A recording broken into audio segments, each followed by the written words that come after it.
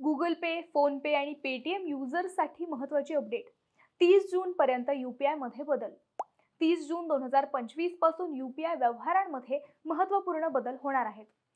Digital payment अधिक सुरक्षित आणि विश्वासार्ह करण्याच्या दृष्टीने national payments corporation of India (NPCI) ने नवीन नियम आखले आहेत.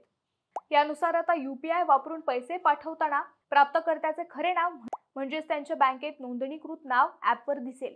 या आधीपर्यंत वापरकर्त्याच्या त्यांच्या संपर्कामध्ये सेव्ह केलेले नाव दिसत होते, ज्यामुळे फसवणुकीचा धोका वाढत होता. आतापर्यंत गुगल पे, फोन पे, पेटीएम किंवा भीम यासारख्या ॲप्समध्ये पैसे पाठवताना केवळ सेव्ह केलेले नाव दिसत होते.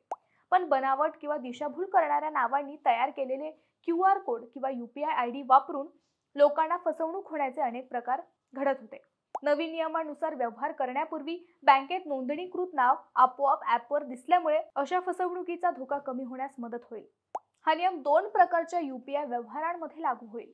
पहिला म्हणजे P2P म्हणजेच व्यक्ती ते व्यक्ती व्यवहार, ज्यात एखादी व्यक्ती दुसऱ्या व्यक्तीला पैसे पाठवते.